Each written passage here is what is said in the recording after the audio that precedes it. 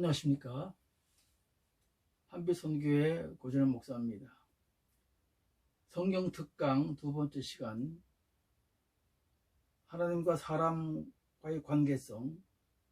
오늘 그 주제는 관계성의 강화, 선악과가 되겠습니다.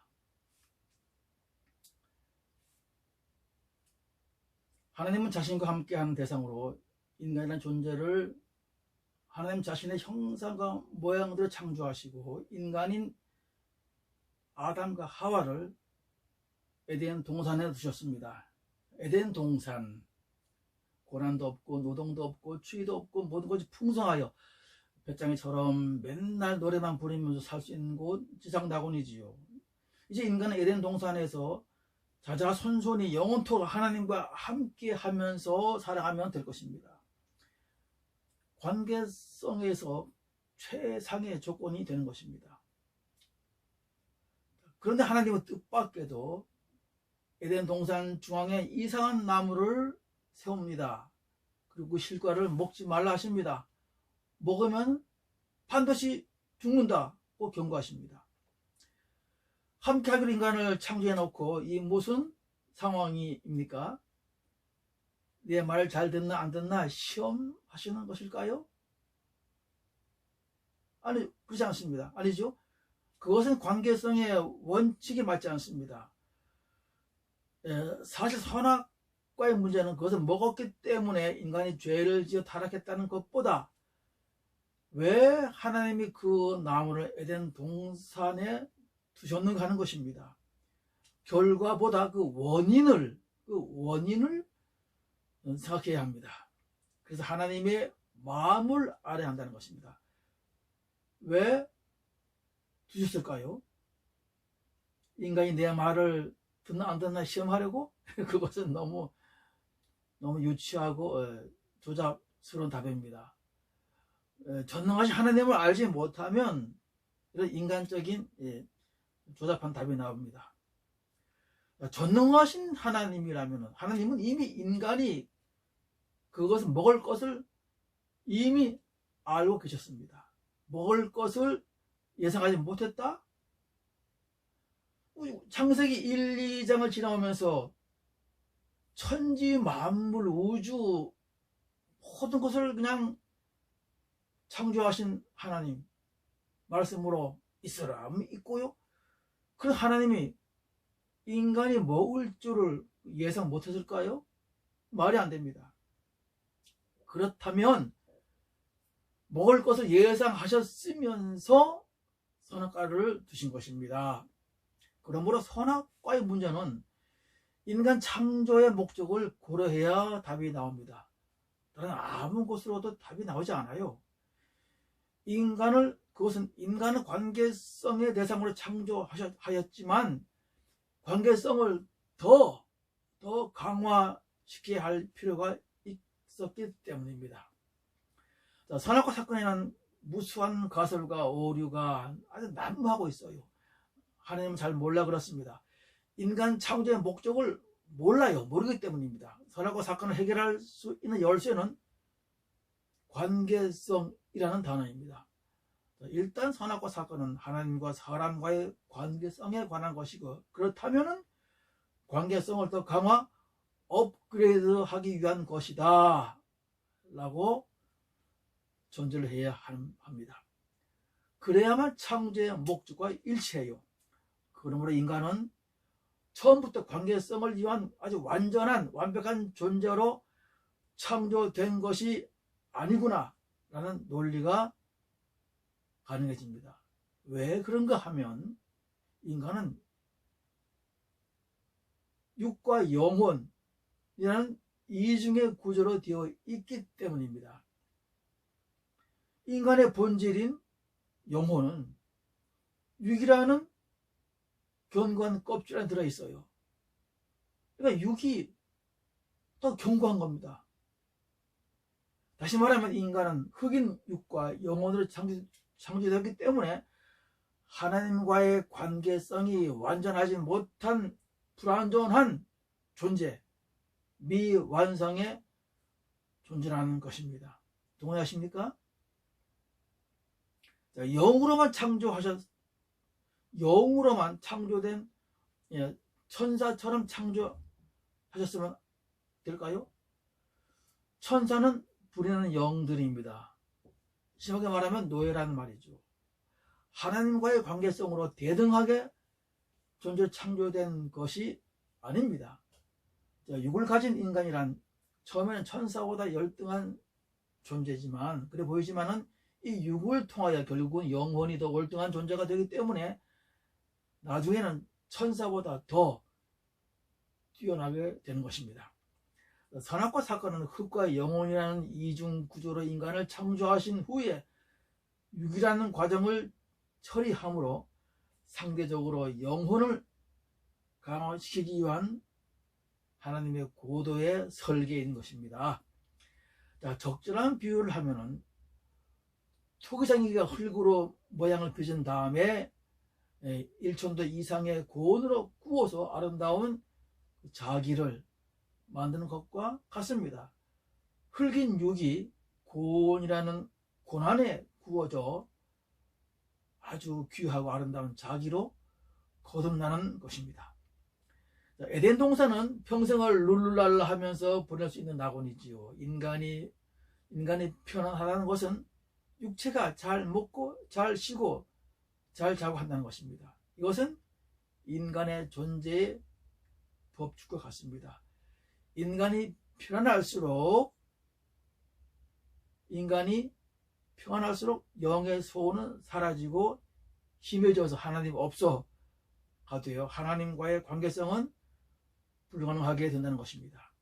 그러니 흙인 육체에 고난이라는 형벌을 주어 영혼을 상대적으로 강화시킨다는 논리입니다. 자, 한 편의 단골 드라마를 써보겠습니다. 어느 부잣집 가정에 회장님 아버지와 중학생 아들이 있습니다. 아버지는 사업상 늘 바쁩니다. 어머니도 뭐 여기저기 무슨 모임을 해서 바깥으로 싸돌아 다닙니다. 집안일은 가정부가 하지요. 또 아들도 바빠요. 하루 종일 부자지간은 대면할 기회가 없습니다. 넓은 집에서 어쩌다 마주칠 때 있지만 별로 할 얘기가 없습니다. 그러니 그저 있는 둥 없는 둥 지냅니다. 이런 관계를 말하는 우리말 속담이 있지요. 소, 닭 쳐다본다 말이 그것입니다. 소와 닭은 종이 달라요. 서로 대화를 할 수 없어요. 관계성이 없습니다. 그런데 소가 닭을 쳐다보고 있으니까 닭하고 무슨 대화를 하는 것처럼 보이지만 사실은 어쩌다 우연히 고개를 돌리다가 서로 마주친 것입니다. 소에게는 아무 의도가 없는 것입니다. 한 집에 살지만 아버지와 아들과의 대화가 없으니 어쩌다 마주치더라도 소가 닭을 쳐다보는 것과 같다는 말입니다. 비관계성이지요. 우리가 익히 보는 TV 드라마 장면입니다. 자, 이 드라마를 진행해 보지요.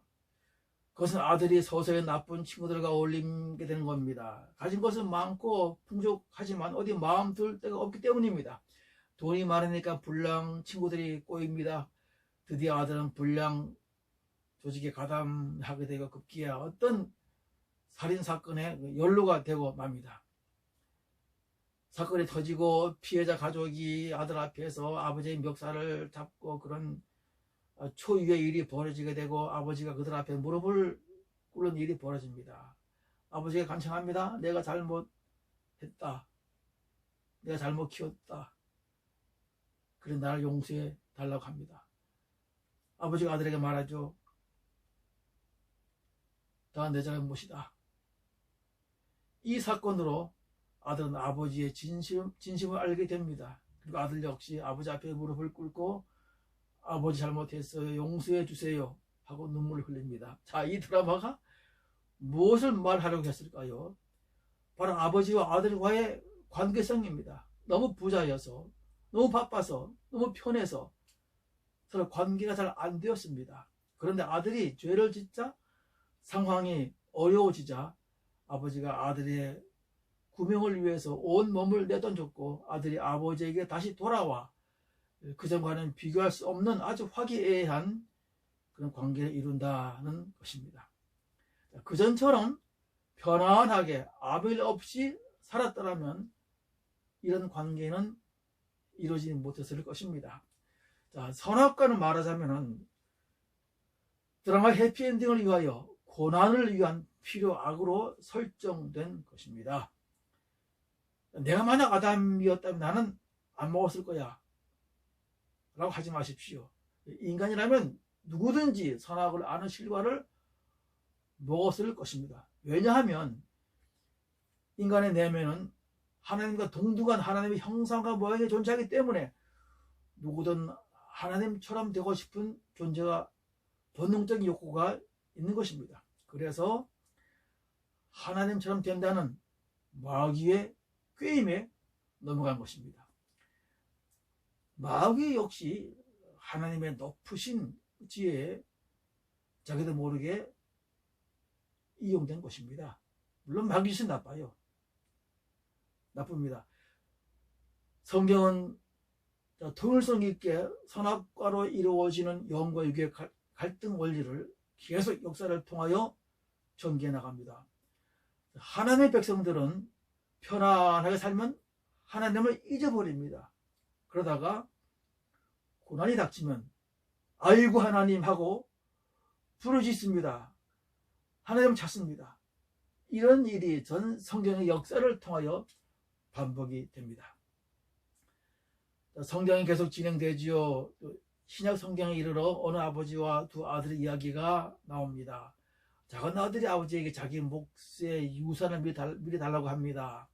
아버지가 줬어요. 아들은 다 그걸 팔아서 돈을 가지고 먼 나라로 가서 흥청망청 다 써버리고 마침내 비렁뱅이 신사가 되어 굶어 죽기에 이르러서 아버지에게 돌아옵니다. 아버지는 매일 대문 앞에서 아들을 기다립니다. 어느 날 아버지가 먼 거리에서 먼저 아들을 알아봅니다. 달려나가서 아들 맞이합니다. 이 이야기의 클라이맥스는 비렁뱅이 탕자가 되어 돌아온 아들을 아버지가 달려나가 끌어안고 입을 맞추고 기뻐하는 장면입니다. 아들이 무슨 죄를 지었는지 어떻게 살았는지 관심이 없어요. 그저 아들이 돌아온 그 사실만으로 기뻐하고 즐거워합니다. 이 이야기는 선악과 사건으로 진행되는 하나님과 인간과의 관계성의 결말을 보여줍니다. 그 원리는 이것입니다. 하나님과의 진정한 관계를 이루기 위하여 첫 단계는 인간이 이뤄져야 한다는 것입니다. 아, 내가 하나님으로부터 이뤄졌구나. 분리되어 떨어져 나왔구나. 아, 내가 죄인이구나 하는 자기 성찰부터 시작된다는 것입니다. 그래서 이 이야기 시작은 잃어버린 양으로 시작합니다. 양이 먼저 잃어져야 목자가 찾아온다 하는 것입니다. 탕자 이야기 마지막에는 집에서 착실하게 지내는 아버지의 큰 아들이 이야기가 나옵니다. 동네에서 다들 착한 아들 칭송받는 모범생 아들입니다. 왜냐하면 이 큰 아들은 평생을 아버지 속을 썩인 적 없어요. 아버지의 명을 잘 받들어서 그냥 시킨 대로 일을 잘 해왔습니다. 큰 아들은 재산을 거덜내고 돌아온 이 동생에게 아버지가 잔치를 베풀어 주니까 화를 냅니다. 아니, 평생 죽도록 아버지 시키는 대로 밑에서 일만 한 나한테는 용수 새끼 한 마리도 잡아주지 않는 아버지가 아니 재산을 다 거덜내고 돌아온 놈에게 잔치를 베풀어 화를 냅니다. 이 큰 아들은 아버지와의 관계성이 없습니다. 그래서 아버지가 시키면 시키는 대로 일만 했어요. 이 큰 아들이 누구일까요? 궁금하죠? 선악과를 먹지 않고 에덴에서 편안하게 살았을 아담입니다. 이해되십니까? 마찬가지로 탕자인 작은 아들이 그냥 집에 가만히 있었더라면 어떻게 됐을까요? 뻔합니다. 앞에 회장님 아들처럼 되는 것입니다. 먹고 살, 걱정 없이 편안히 집에 있었으면 그렇게 되는 것입니다. 물론 아버지는 집에 같이 계시죠. 계십니다. 그러나 그저 아버지가 계시려니 있거니 하고 지낸다는 것입니다. 더 정확히 말하면 아버지란 존재를 거의 인식하지 않고 지낸다는 것입니다. 비관계성입니다. 다시 말하면 아담이 에덴 동산에 계속 살았더라면 마침내 하나님과의 비관계성에 이르게 된다는 것입니다. 하나님이 그저 계시려니 한다는 것입니다. 자, 선악과 사건을 하나님이 예상하지 못했다고 한다면 심각한 문제에 직면합니다. 그것은 그러면 인간을 다시 살리기 위해 인간의 몸을 입고 예수 그리스도로 오셔서 십자가에 죽으셔야 하기 때문입니다. 좀 묻습니다. 예수 그리스도가 십자가에 달리신 것이 인간의 죄 때문에 그래서 할 수 없이 의사의 처방처럼 사후약방문처럼 처방하신 것입니까? 아니면 애초에 인간을 창조하기 전부터 계획된 것이냐 하는 것입니까? 어느 쪽이십니까? 논리를 풀어야 합니다. 인간이 먹을 줄 예상하지 못해서 그래서 할 수 없이 인간의 죄를 용서하기 위해서 하나님이 인간으로 태어나야 하고 십자가를 져야 한다면 뭐 때문에 그렇게 어려운 일을 하십니까? 처음부터 선악과를 두지 말았어야죠. 간단 논리죠? 먹을지 안 먹을지 확실하게 모르는 그런 상황에서 무모하게 선악과를 두신 것입니다. 이런 논리는 전능하신 하나님에 대한 모욕입니다. 그러니까 논리적 해결은 전능하신 하나님은 처음부터 인간이 선악과를 먹도록 그렇게 설계를 하신 것입니다. 그래야 예수 그리스도의 십자가 사건으로 연결되고 해결되는 것입니다. 또 높아지면서 말씀드리겠습니다. 누군가 이렇게 반문하겠죠. 그러면 야, 선악과를 먹은 건 잘한 짓이냐? 이렇게 말. 그렇지 않습니다. 다른 실과는 다 먹어도 선과 악을 아는 실과는 물론 하나님의 명령은 인간의 의지에 관련된 상호 관계성의 문제입니다. 인간은 자유의지로 그 명령을 지켜야 했습니다. 그런데 인간의 잘못이고 인간의 책임이죠. 심판받아야 마땅합니다. 고통과 고난이 땅으로 추방당하는 것이죠. 주의와 노동으로 살아가야 합니다. 인간이 책임져야 합니다. 그러나 이 고난과 고통이 하나님의 원대한 계획의 섭리 안에 들어있다는 것입니다. 하나님의 전능성 안으로 이 사건을 가져가야 합니다. 고난과 고통은 위대한 반전을 가져오게 됩니다. 다음 메시지를 기대해 주십시오. 감사합니다.